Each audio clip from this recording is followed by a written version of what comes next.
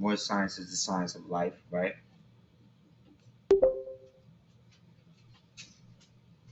Okay, here's another definition. More science is a body of knowledge. More science is a body of knowledge based on identification, which distinguishes and separates the descendants of slaves from the influences and the institution of slavery.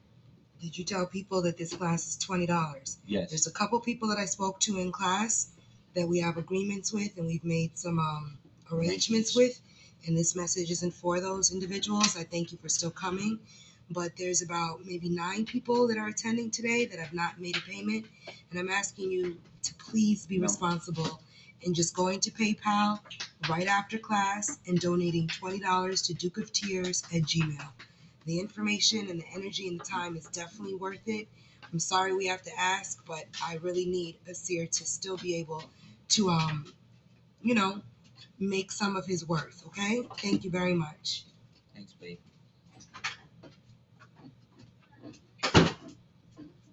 Here we go. It's all good. So let's go through that again. Moral science is a body of knowledge based on identification, right? Which distinguishes and separates the descendants of slaves from the influence of the institution of slavery. Number one. That means it's a marker for you to not be caught up into some sort of chattel Jim Crow situation. Number one. That's why declaring nationality and all of that is a form of direct identification by which no other status or no other country is or a citizen is required to do other than the so-called Moorish American.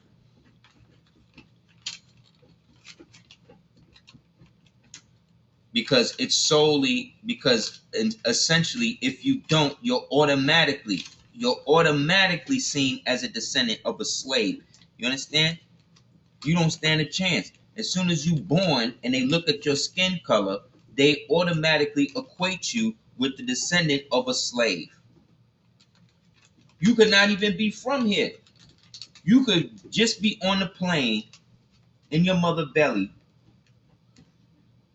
and then something happens, she go into labor,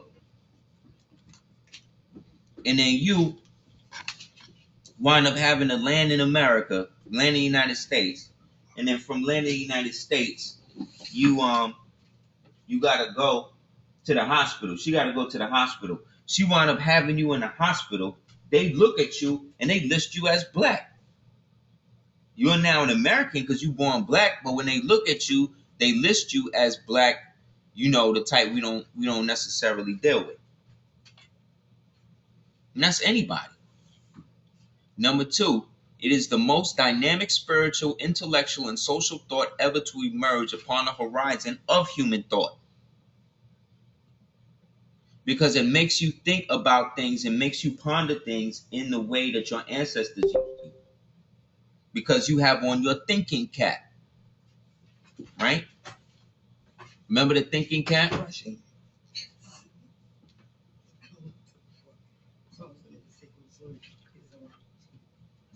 course.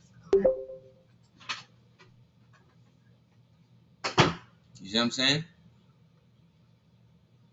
3, it is an evolving process that creates a spiritual, intellectual, and social curriculum which are relevant to the present needs of humanity. It creates a body of knowledge that is very distinctive because it influences practitioners to examine the world from a unique point of view.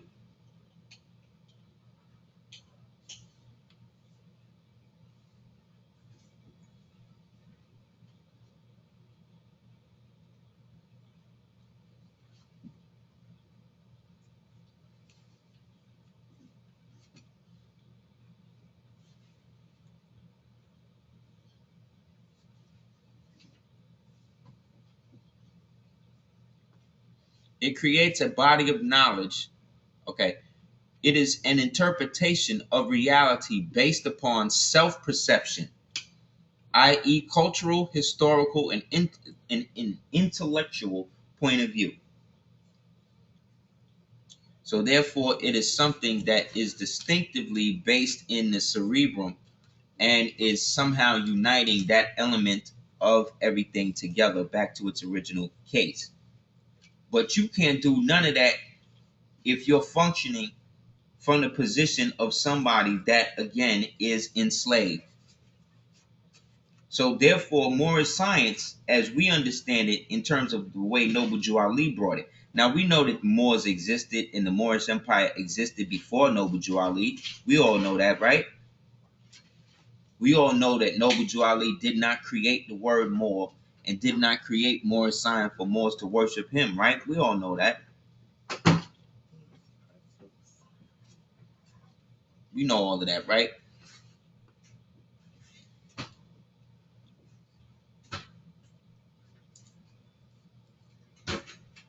If you don't, let me know. Because there's some people who believe that. And they get this whole thing twisted. Okay? We know then in that Moors are not as Muslims, as we perceive Muslims in Islam. We know that we are not functioning the way that a lot of other so-called groups are functioning. Because most of these groups are functioning from the perception that the Moor thing is there to make them money. But the Prophet reminded us and let us know that the Moor thing is money. The reason why we give respect to the Moorish Science Temple or the Divine National Movement is because of what?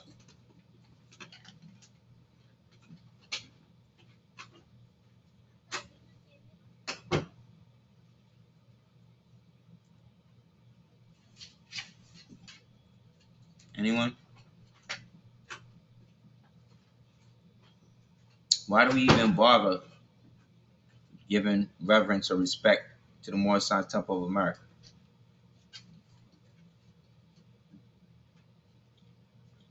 Yes, it was the first vehicle to reintroduce the concept of us having a distinct identity outside of the so-called nomenclature of slavery that's been running on us ever since 1865.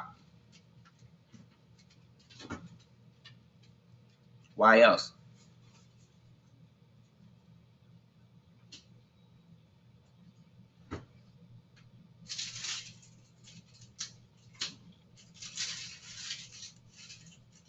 Yes,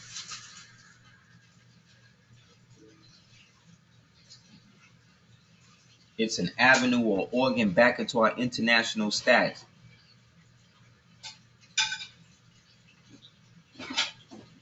Why else?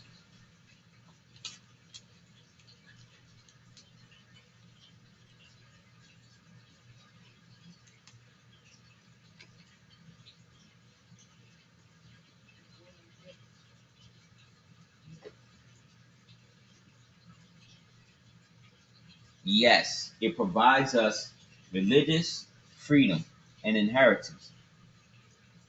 Now, what it also is that it's a unified understanding.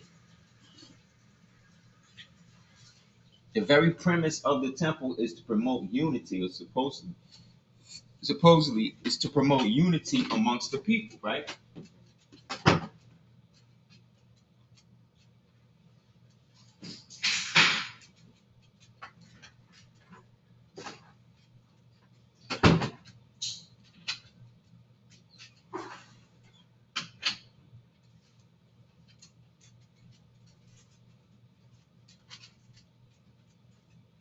Get down, get down, get down.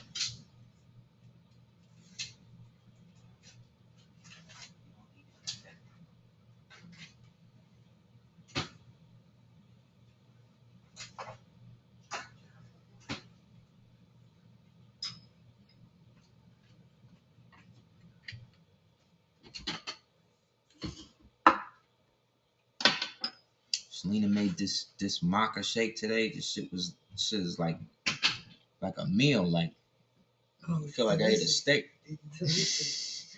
Told you. It's next level, son. But you gotta believe it's gonna work. No, I believe it's working. I woke up not as drained. Word. Trying to figure out different ways to keep our energy up. Word. Because it's really interesting journey. Word. Word, son. You gotta keep laughing. Word. Basically, the aspect of the temple is set up in such a rudimentary, simple way. You understand?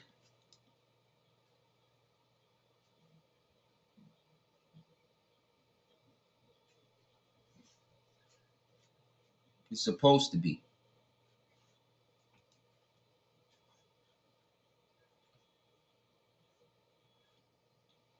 It's also has its own law. So because it has its own basic law and basic principle, we are there to use it for what it is for, because it's something that we all can agree on. You understand? Something that exists perpetually within itself. So this way, as an institution, it is something that, regards to when our people finally catch on to what it really is, can function just like any other system. But the beauty of this one is the fact that it is something that includes not just your religion, but your birthright, nationality, inheritance, and God all together.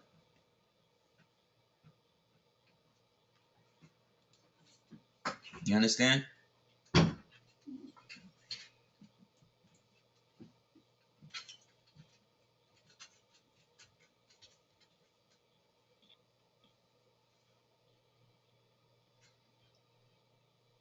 Put it like this.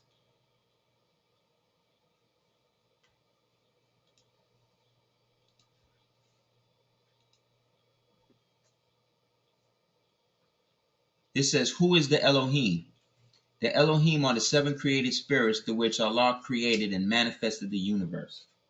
These are thoughts of Allah, called Elohim by the Hebrews, and identified as the spirits of the protoplast: earth, plant, beast, man, angel, and cherubim.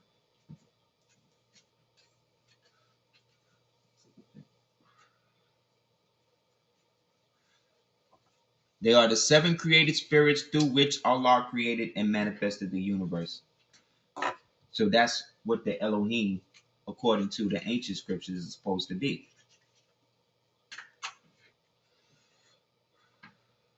So that means that the light that was brought forth out of the darkness to create everything that we see in terms of what is called the firmament of heaven was manifested out of the physical light, or the physical, non-physical light of the who have claimed or descended from these beings, the elves, who were called Elohim by Hebrews. Now remember, the Hebrews were the people who came after Moors, black people, but these are black people that came out of, or came to take over the part of ancient Egypt that we refer to as ancient Canaan. Pre-dynastic Egypt, pre-dynastic Egypt, or pre-dynastic Kemet, as we would understand it today, is where we get into ancient cultures like the Phoenician, the Carthaginian, all of that type of stuff.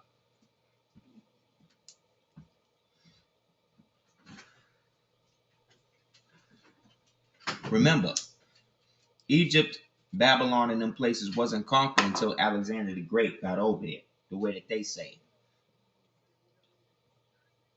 So that would then mean that if Alexander the Great was following the tactics of his father, King Philip, and King Philip was a tribute king to Hannibal, then that means that whole expedition that dude went out that got the credit for was really another institution or another expedition that was done on behalf of the Carthaginians,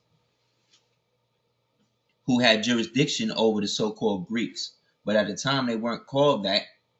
They were Peloponnesians, or for the most part, Macedonians, Minoans, who all are descended from their forebears, who were the Etruscans.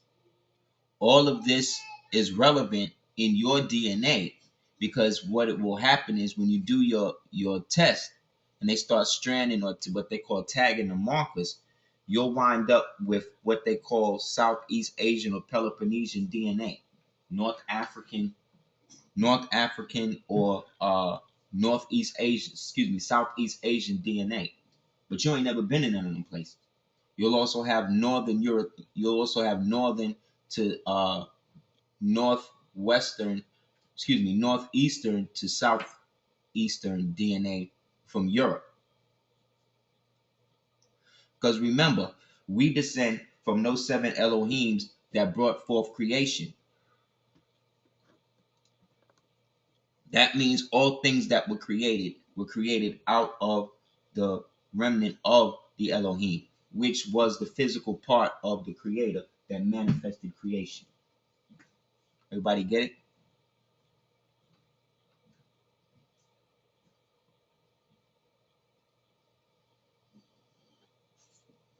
Yes, the Fomorians, as we call them, were now the super ancient people who Noah and them people were or descended from. Gilgamesh. Noah was Gilgamesh in the Sumerian story. Who created the Elohim? The Elohim was created and breathed forth. Give us 5 minutes more. Was beef. But no talking back. Do what I say now. It's always a talk. Always just that. And I don't like it. No, I don't. Who created Elohim? Elohim was created by Allah, who breathed forth from himself and stood seven spirits before his own face. The seven spirits beyond your face represent that aspect of the Elohim that we refer to as the 6 or 7 senses. You understand? Because out of those 7 senses, everything is created. It's very hard to be a good cook if you don't have the sense of taste or the sense of smell.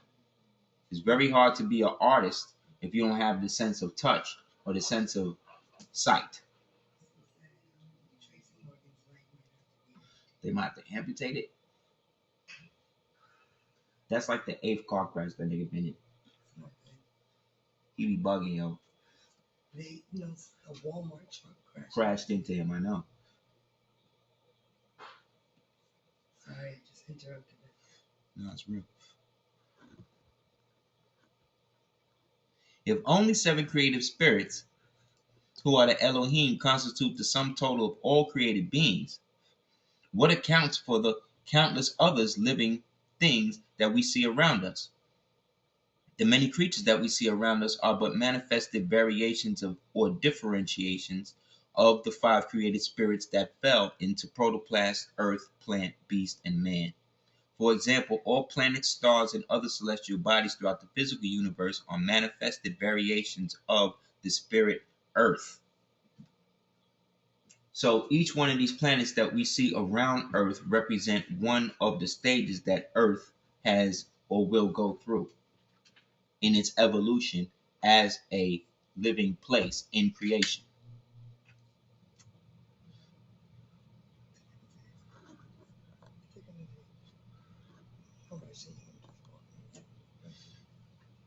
Smart.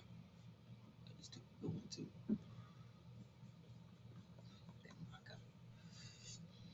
Trees, grass, flowers, vegetables, fruits, and other herbages are manifested variations of the spirit plant. And we can see that snakes, ants, birds, bees, fish, and other insects and animals are manifestation variations of the spirit beast. Woman is but a manifested variation of the spirit man. So we can see that within the animal, the vegetable, the spiritual, whatever mineral kingdom, everything is an archetypical manifestation of mammalian life. So I could say that the shape of a dolphin or a fish is phallus, whereas a cave can be feminist. See what I'm saying? A manifestation of the feminine. This is why the earth then was seen as sacred by the ancient peoples, because it was a way to manifest things out of the creation of God.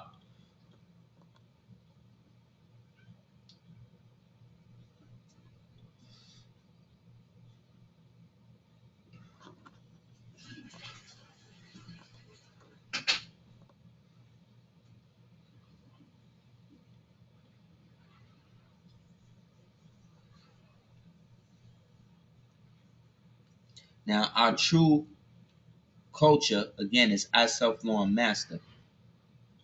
The only way to bring that about is by being in a state where our government is taking control of the lower self. Our government then is what garners or what protects us or what makes us deal with the lower self. What is the lower self? The lower self is the carnal nature within man, i.e., man's lower passions, desires, tendencies, which sprang forth from the flesh. Whatever the thing is, it is bound by the laws and nature of that thing. So, physical life as we know it is imperfect. Therefore, the only perfection that can be found in it is by seeing the manifestation of God within it or the person beholding. So when we were born in flesh, there was a certain aspect of us that are going to do things or have done things or will do things the hard way. Because the flesh, as they say, is weak. It's strong and it's durable, but it's weak due to the fact that it is the physical manifestation of perfection. Therefore, it has to somewhat be imperfect to be a adequate reflection of it. Opposites attract only in the third density. Opposites attract only in physical reality. In the higher reality, there is no opposite. There is no duality. So the Elohim had to put that aspect of the physical flesh into unit.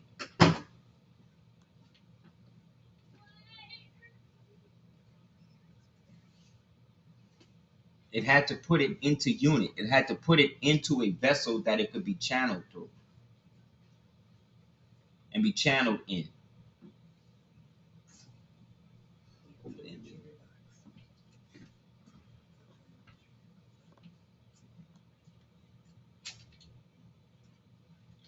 The lower self was made by mixing the different substances which make up man's physical body.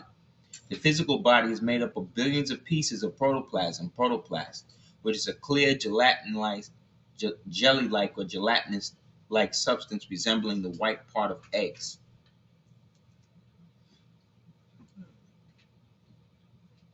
The electrical part of the protoplast is the hemoglobin, the blood.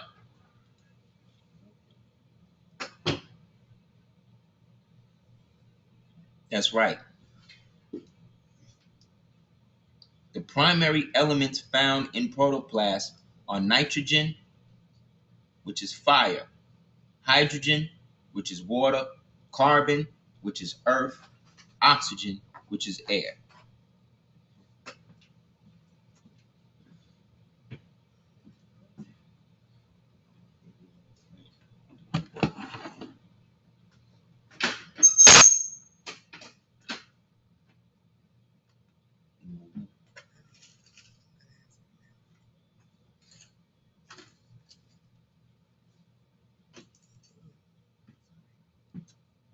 Right? So that means these elements of us is the sum total of us. But what makes them move is the spirit, which is Allah. That's why the incorruptible spirit of the arm, leg, leg, arm, head is that which is perpetually manifested through the reinvigoration of the concept, meaning the aspect of self perpetuation.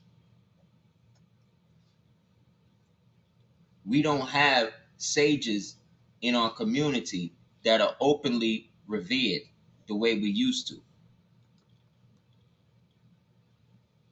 The closest thing we have to those now are like entertainers,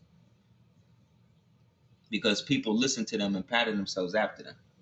We used to have people like Randolph and Madame Laveau and people like that.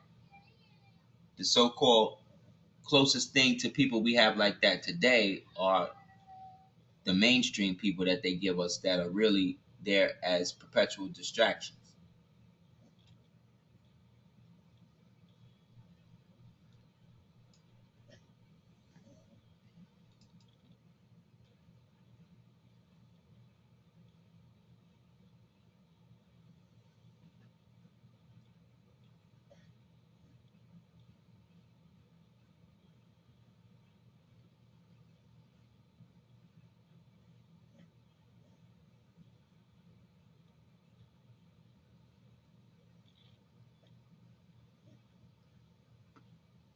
Yeah. So we have people like that now because we know about him though. Like we know about him. The mainstream don't know about him. Not like they should. The only way they're gonna get to know him and his thinking is through us, people like us.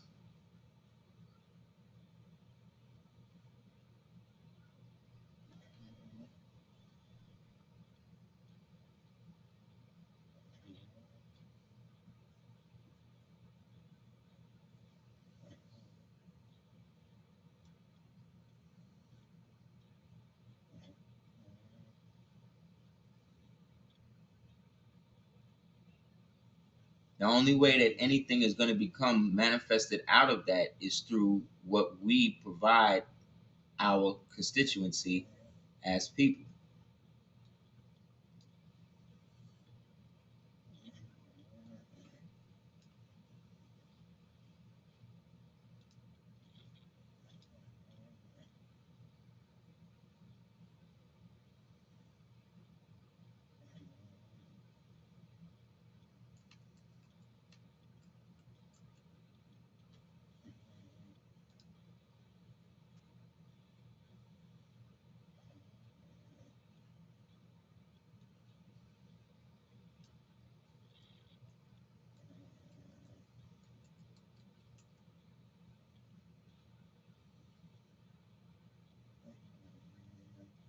Um, Hold on.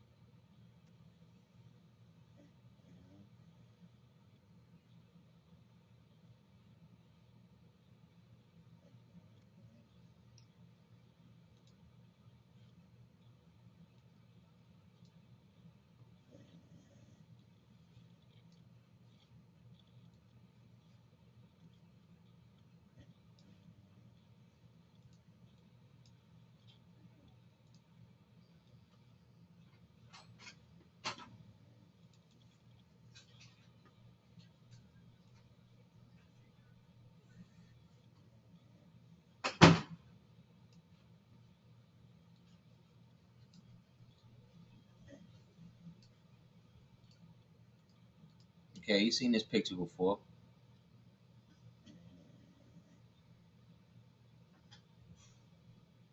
Now look at how they dress.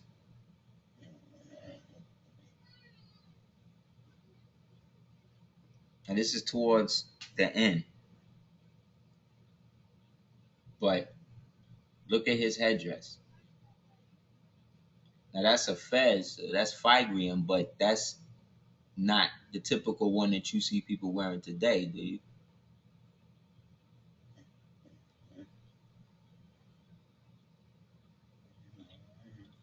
Same thing with the Moabites. You see, they got the sheep headdress on, but they don't have their faces covered, do they? So look at his headdress, and then you know, oh, no, here you go.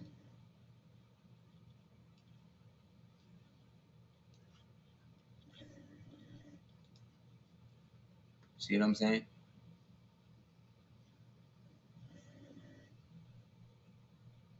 Because all of this Hindu stuff, all of this is Moorish too. There's a book you should get called The Romance of Antar, about Antar, the poet, the Moor that they all revere over there. Yeah, Sunrise used to go hard like that.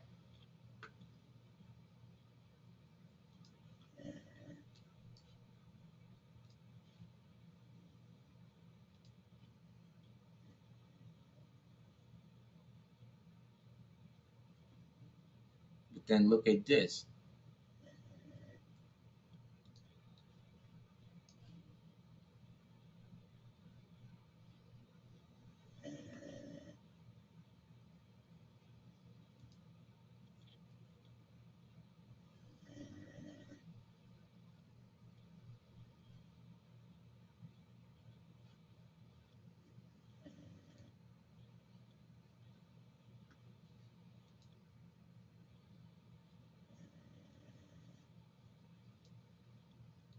Look at Vishnu's headdress, and then look at pearls.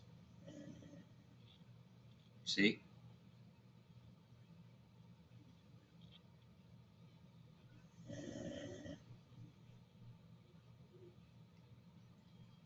See what I'm saying?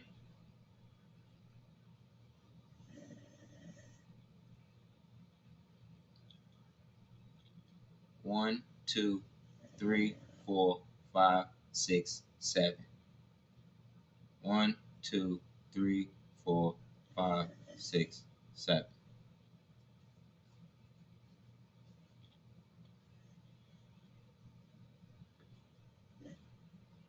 When you read the old story, the old things about Moors not having thing, they always list either the Moors, the Hindus, or the Indians, right?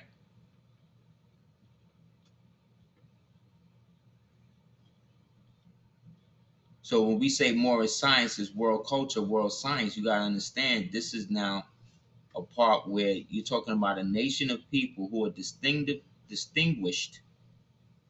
Look at these people. Distinguished by the fact that not only they're Americans, but they're Americans of the ancient Maghreb.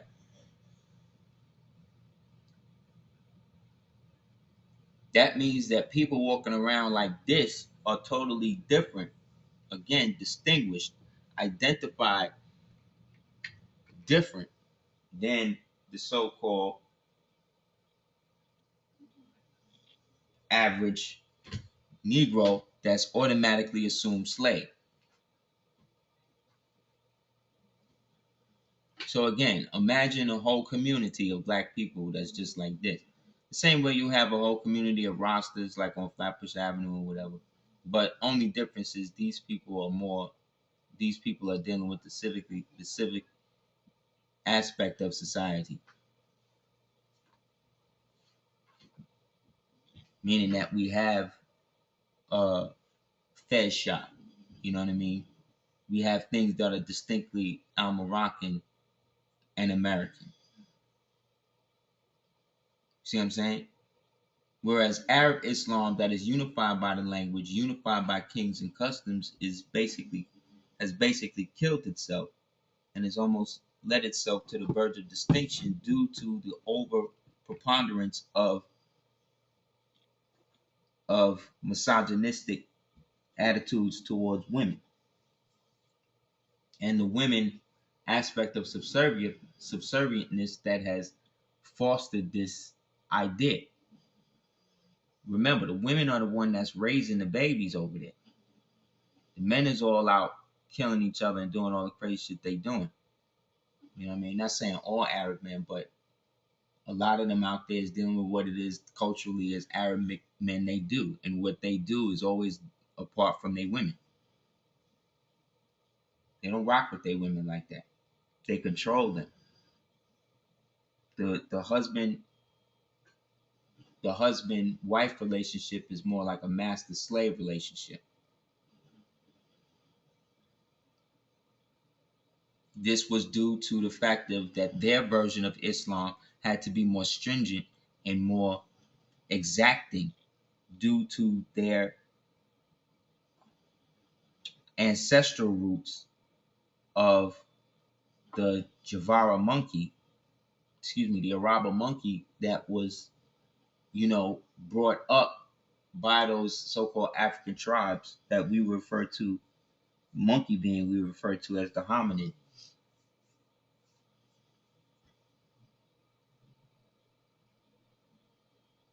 So when you have people like Stuart Swirlo talking about Africans descended from apes and stuff like that, he is basically alluding to an aspect of the tribe of Shabazz story that we've spoken about in Sunday school, which deals with that aspect of the hominid being domesticated by those children of Ham, i.e., black folks from the tribe of Shabazz from ancient Africa that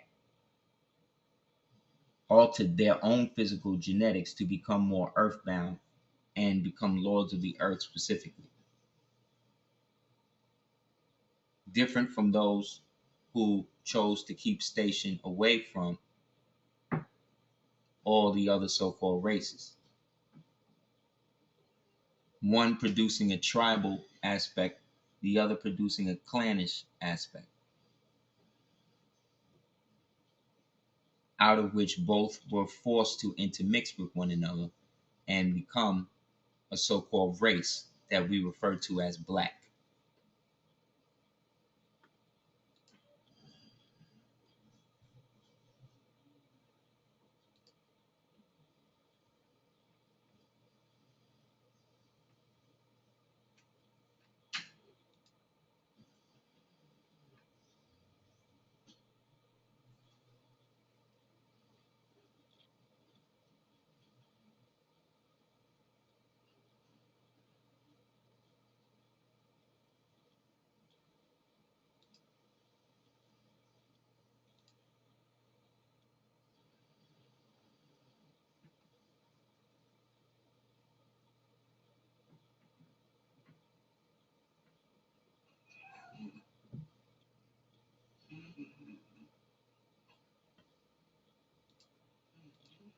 It is reported that Brother Merely Ill, in an attempt to strengthen his own position, nominated Charles Kirkman Bey as Grand Advisor to the Moorish Science Temple of America Incorporated.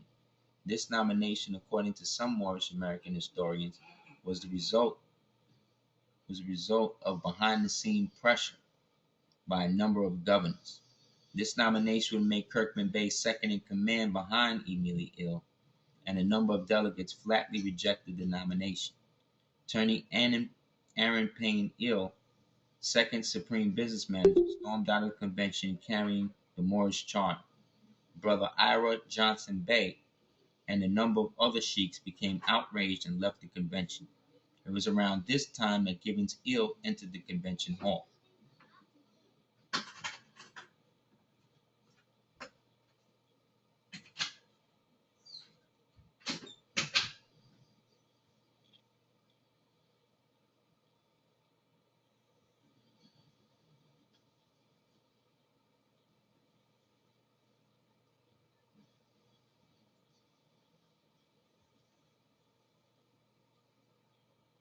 See anybody familiar?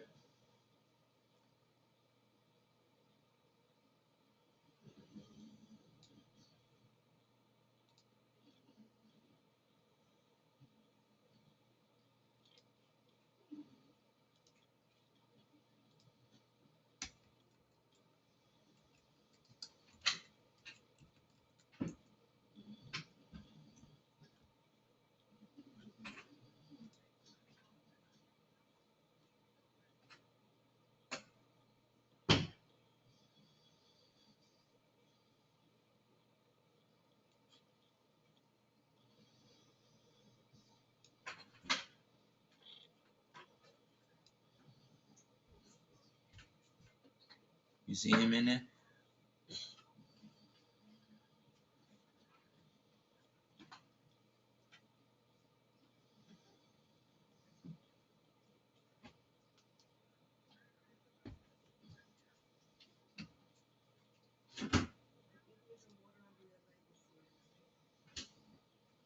Amor has it in his hand.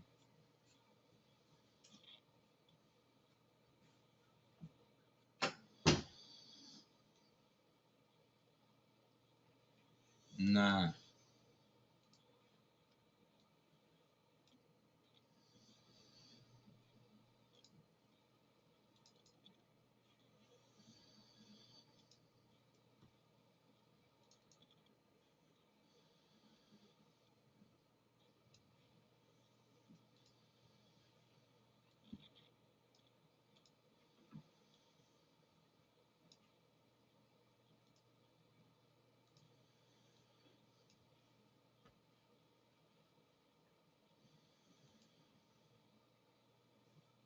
Nah.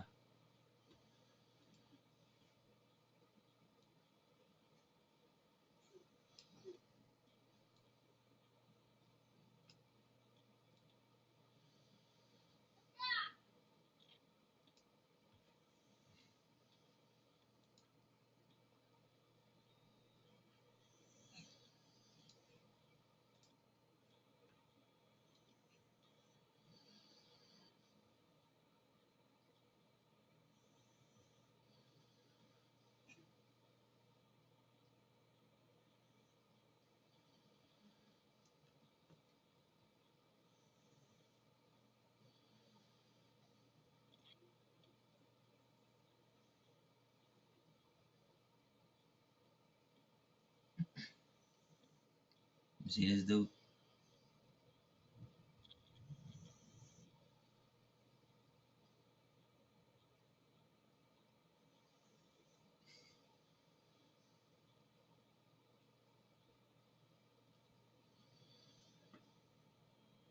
So all of this is coming out of somewhere, you know what I'm saying?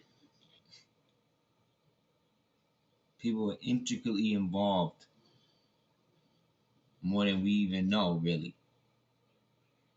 Because a lot of these old pictures is under wraps in Freemasonic museums.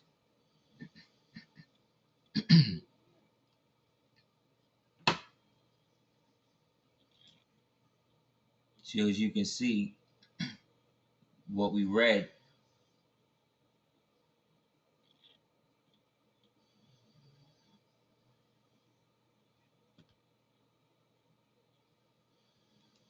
walking straight to the platform, he seated himself in the vacant chair and declared, I am back. He then said, I am the Prophet Noble Jew Ali reincarnated, and the Prophet Noble Jew Ali, the founder. We two are one and the same. Silence fell over the convention hall. However, a vote was finally called.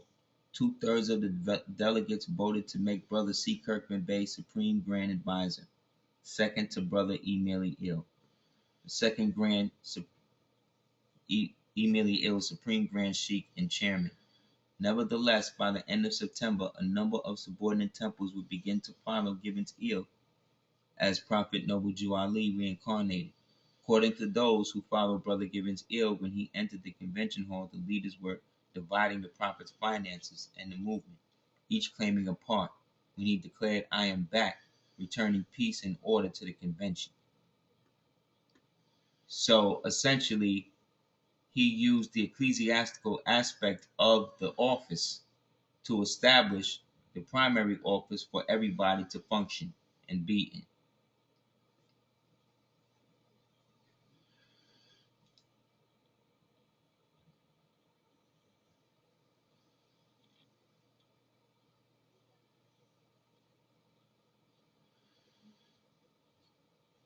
So we come from a people that, albeit divided, were unified between a specific idea and form of identity.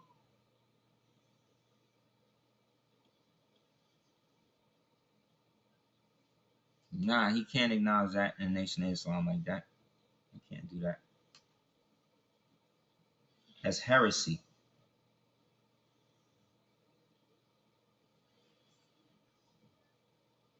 because our distinctive identity and our distinctive history as how it unfolds to get to us today means that we descend from these people whether we know it or not, because these people were basically just like people like us that was probably born Christian, probably born this or that, and eventually found their way into what was going down and saw exactly what we saw when we allied ourselves with this identity while on earth.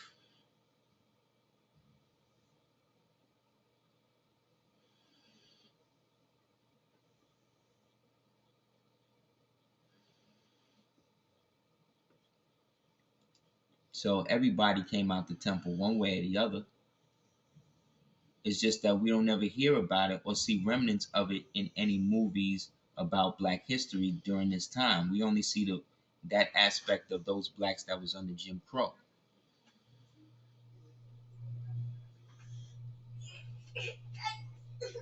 Let go of the door and stop fighting.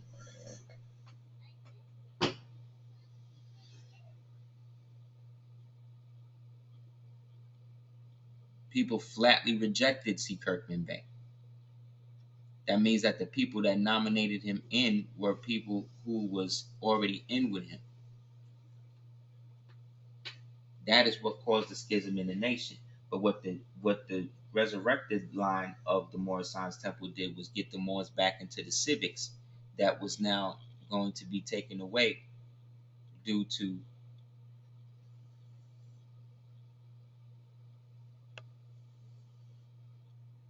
the temples being reorganized how they have been.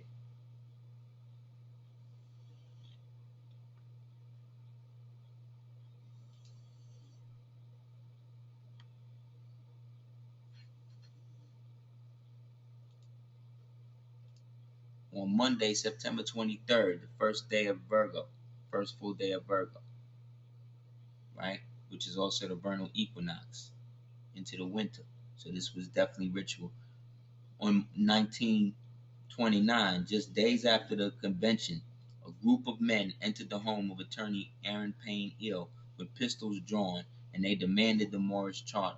Payne Eel's wife was upstairs overhearing the conversation. She immediately called the police.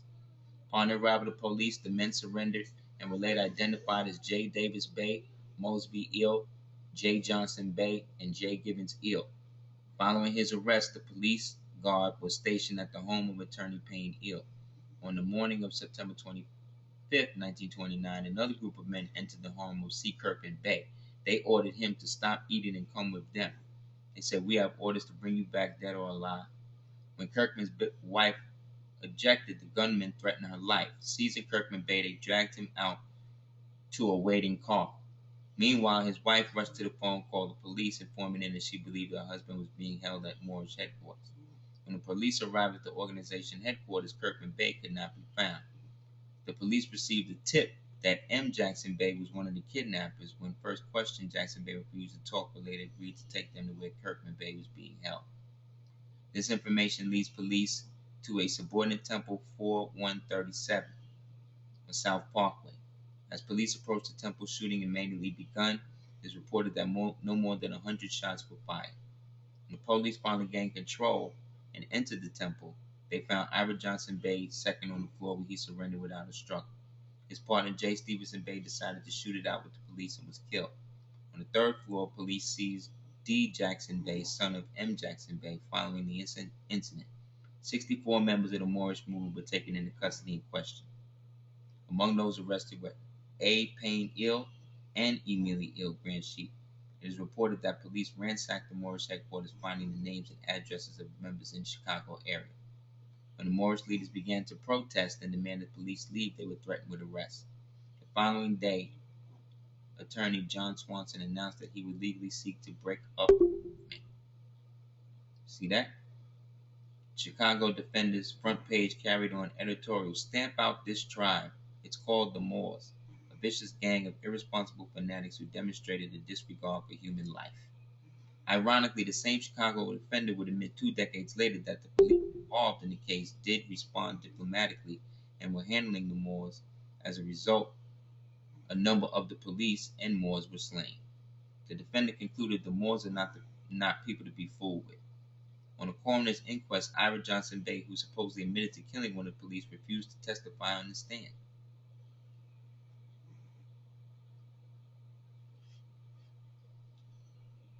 Now you see when all of the beef and all of the stuff started going crazy, right?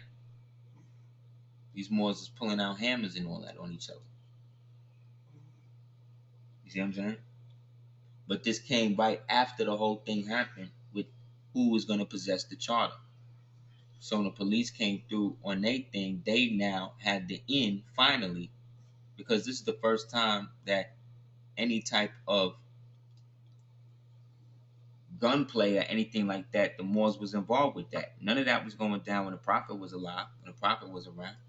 So all of this started when the person at the Prophet position was then propped up by whatever intelligence created this dude to then create the schism in the movement that would then lead to an opening for the state now to come in and start looking at it like some Negro steeds.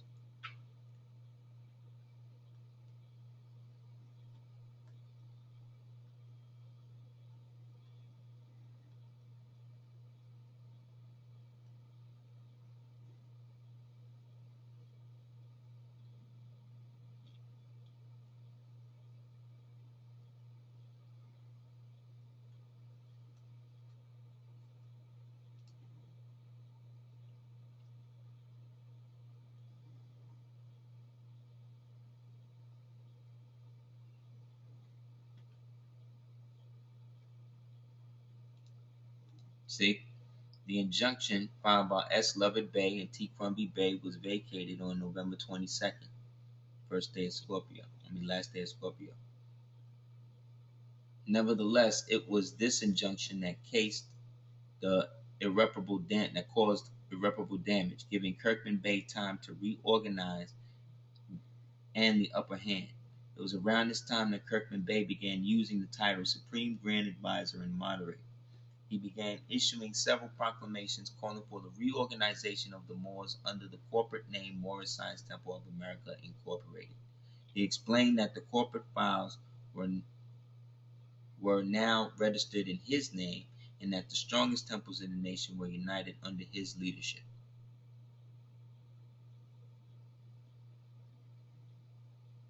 With this move, he claimed supreme leadership Sultan of the Moorish movement. In fact, on the 6th Annual National Convention Moorish Holy Temple of Science and the Moorish Science Temple of America Incorporated, at this point, Emili Il's power was almost totally diminished and Gibbons Il had become silent. Many had forgotten the empty roll call, absentee void credentials, and on the 3rd Annual Convention, September 30, they even attempted to change the errors of the 1929 convention, which had become lost in the struggle to control the movement. Brother Emili Il's only hold was his possession of the original Moorish seals, the original Quran questions, the Adept book, the early convention minutes, the rules and regulations, and the corporate files for the years 1928 to 1933. These items were later passed on to his wife and family upon his death. His wife would refuse to turn them over to Kirkman Bay, and it is reported that Emili Il family would go underground with these valuable items. His grandson would surface in the late 80s as the supreme grand sheik of those remaining faithful to the brother Emili Il leadership. Nevertheless, he would remain helpless in the uniting of the Moorish Science Temple of America Incorporated. You see what I'm saying? That's how they did it. They federalized what was going on. So those federal Moors, or those Moors that's coming from a somewhat federal / corporate jurisdiction, are those dealing with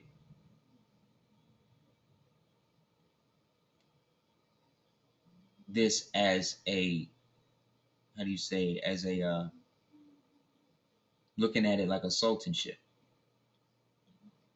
Now this don't mean that there can't be a sultan. You know what I mean? Anybody can get nominated to the position of sultan.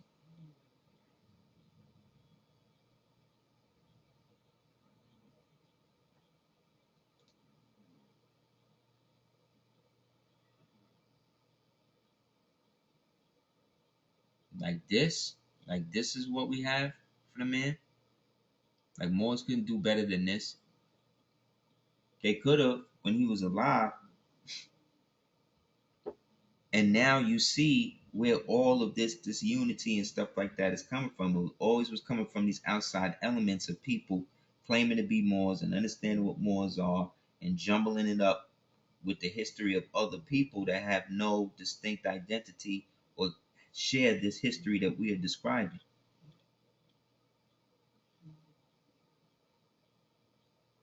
Therefore, the science of life or the science of the Moors is the science of you and me.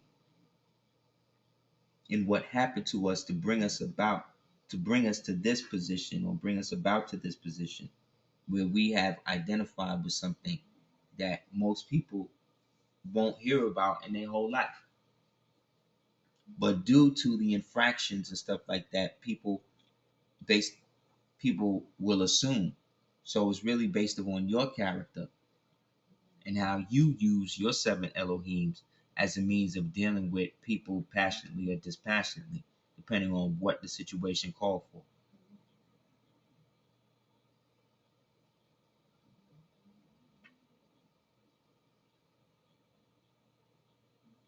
Real talk. So, like I said, most of these people that we're talking about or we've read about in terms of this history, people not really doing the knowledge that it's all relevant, that it's all we're all still being affected by it. Because these petty grudges and these petty things that were done and put out there for people to say or do about us created a different understanding that was not or is not specifically founded or predicated on anything natural or real.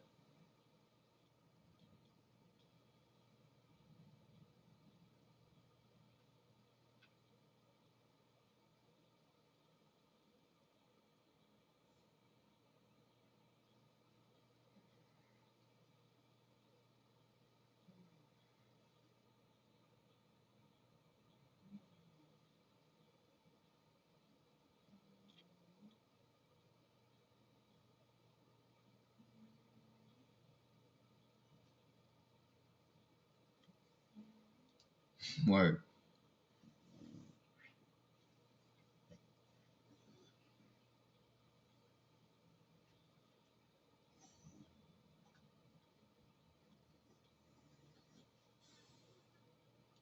It's where this is another example of the secession of how it's also a theocratic aristocracy. While his brother was trying to carve a piece of the Moorish movement, it's about the Dingle brothers. R. Dingle Ill was carving his own. In 1975, he proclaimed himself the third reincarnation of the Prophet Noble Jew Ali. In an article in the Baltimore Sun paper, he claimed that Gibbons Ill, before his death in 1945, designated him as his heir. According to Dingle Ill, he called the meeting and passed the word to him on a piece of paper.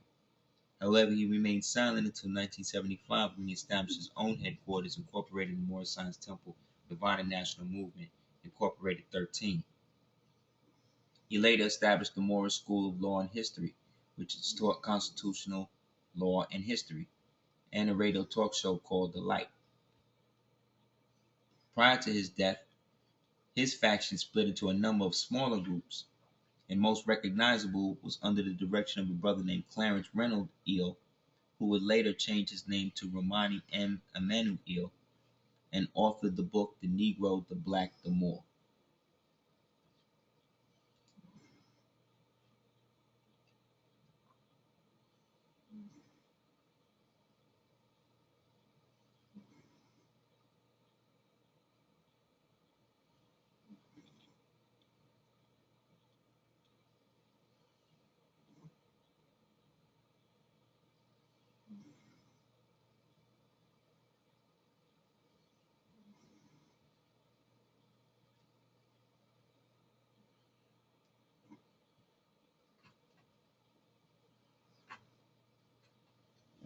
Exactly. Isn't it sad how far it's fallen?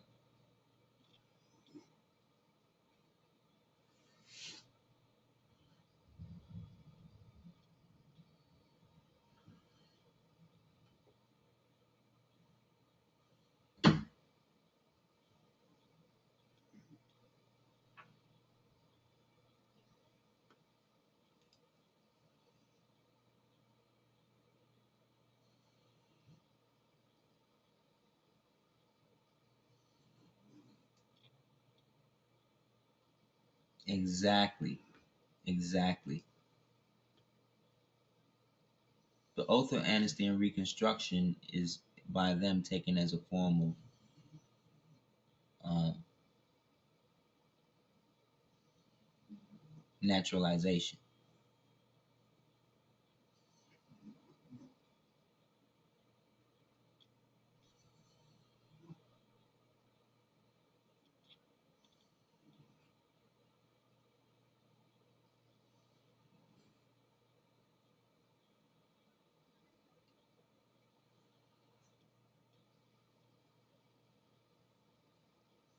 Exactly. You just got to have our own. Remember, they still lost. This don't belong to the Moors no more. You know what I'm saying?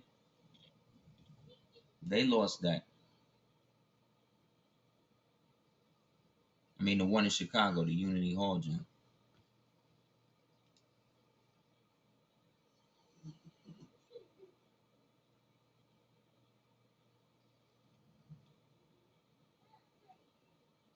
See, these Moors today are dealing with these old power struggles. You know what I'm saying? Dealing with these old school, deep power struggles that have no relevance as to how we are functioning and supposed to be functioning. Still, that's why nothing can really be done on the back of these people who are supposedly, angels standing over the past, because they're the ones concealing what really happened and the fact that this movement turned on itself.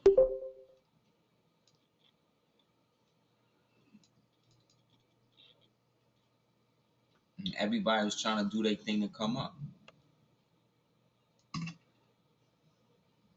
It's for money and it's also for perpetual confusion. It's the children of Israel wandering in the desert.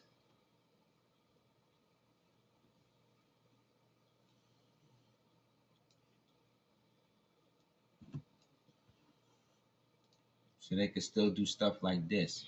Somebody sent me this on the Facebook joint. Perfect example.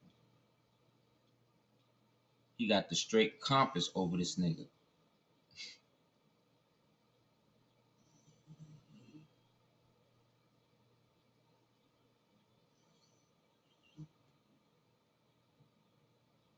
Yeah, this is draft day. But draft day is based on, this practice of selecting what is going to be the strongest buck for you to do whatever you're supposed to do. Thanks, babe. That's not your culture.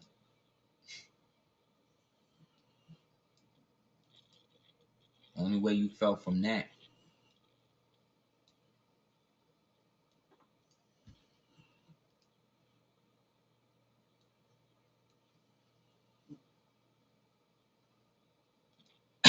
Yeah, because they feel like slaves, but they're okay with it because it's going to give them checks.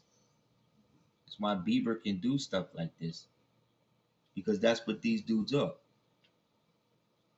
This ancient image, this image they keep showing of the monkey is that aspect of them they know is that they connected to, because that's them.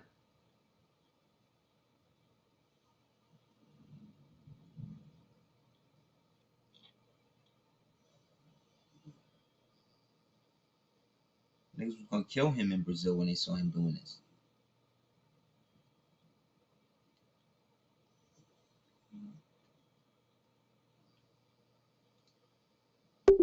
Aren't they all?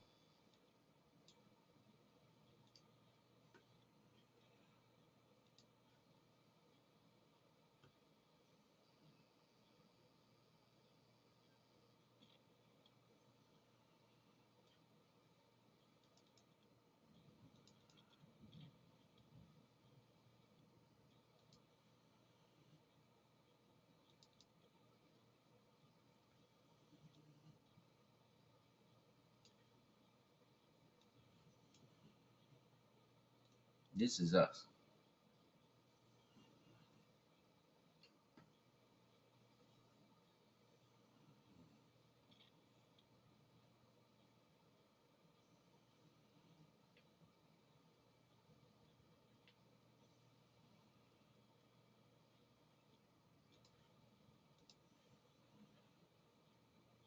So, so like I said, everybody,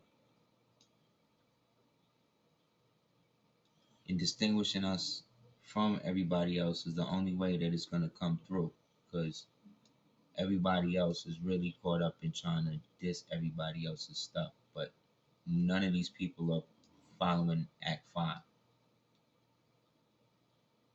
They're just bringing more and more confusion into it, because whether they know it or not, they're playing out these ancient beefs that have nothing to do with us today, but are really perpetuated by elements of the lower self that keep us wrapped up between here, feather of my eye, and the weight of the soul.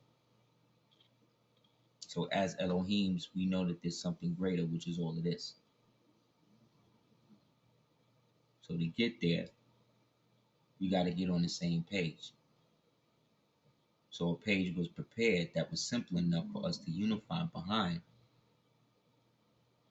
See what I'm saying? That's why it's so simple, but it's not meant to be the end all to be all to everything. It's the blueprint and the foundation for us to be able to veer off and then take it to where it needs to go, which is really back to this. All of this, not just one aspect to focus on. You know what I'm saying?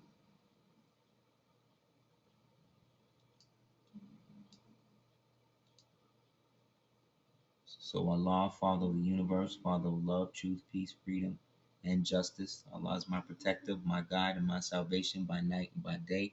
Through his holy prophet, Jew Ali. Amen.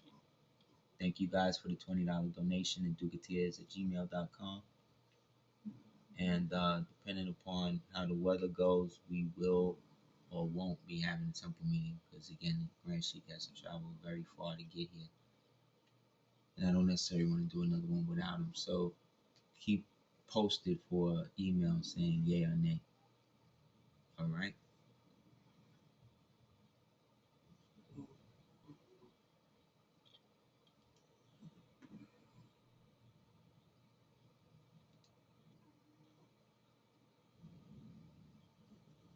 Islam.